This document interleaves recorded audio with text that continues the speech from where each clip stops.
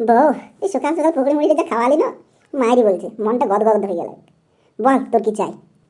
না আমার কিছু চাই না, আমার একটা প্রশ্ন আছে, আগে উত্তর দাও। কি প্রশ্ন বল বল, আজ সব উত্তর দিন দেবো তোর আমি। বলছিলাম কি, বিয়ের আগে তুমি আমাকে কত গিফট দিতে, এখন কেন দাও না? আরে খেপি, কোনোদিন দেখেছিস ছিপে মাছ ধরার পর ওই মাছকে আবার খাবার দিতে?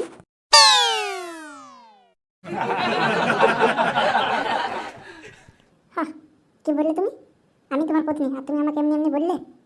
বাবা, এত কড়া কড়া কথা কোথায় শিখলি? এরকম কথা বললে তো আমার দাঁত ভেঙে যাবে।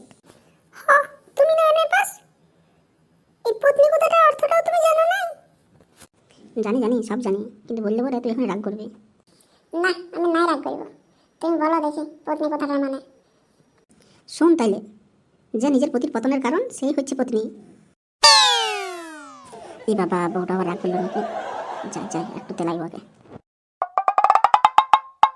ওরে বাবারে, রাগ করে না বাবু, রাগ করে না। তোমাকে চলো, তোমার রাগ আমার ভাঙা, একটা জোকস বলি তোমাকে, জোক শোনা, তোমার রাগ ভাঙে যাবে। না, আমি নাই শুনবো তোমার জোক, আমার ভালো লাগে না, আমি নাই শুনবো তোমার জোক। গেলে শুন শুন, তোর ভালো লাগবে, তোর কান্নাটা আমি হাসিতে পরিবর্তন করে দিছি এখন। বলো। বলতো, সমুদ্রে যত ঝড় ওঠে ওইগুলোর নাম কেন নারীদের নামে রাখা হয়?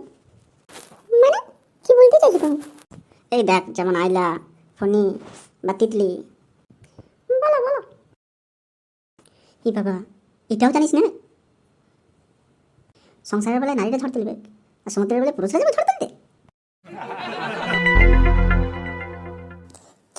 তুমি আমাকে ঝড়ের কারণ বললে, আমি অমুকের বেটি বটি, তোমার একদিন কি আমার একদিন।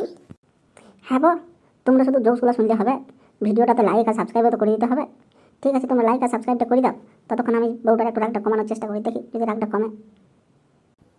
সকাল থেকে আমি শুধু খেতে খেতে মরছি, তোমার এইতে চাই ওইতে চাই, শীতের সকাল একই সাথে ঠান্ডা কনকনে কেটে কেটে আমি এত কাজ করছি, আর তুমি কিনা আমাকে বলছো আমি নাকি ঝড়ের কারণ।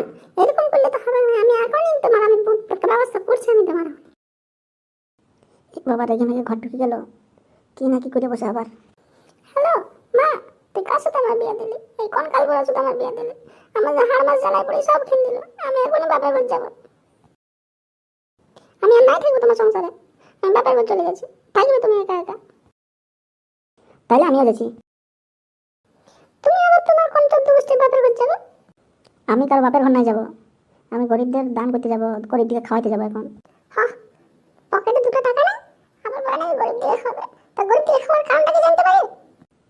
আমি মানত করেছিলাম যে বউ ছেড়ে চলে গেলে আমি গরিব দুঃখীদের খাওয়াবো, তো এখন সেটা ফল পেতে গেছি, সুতরাং ভগবানকে দিয়ে কথা তো রাখতেই হবে।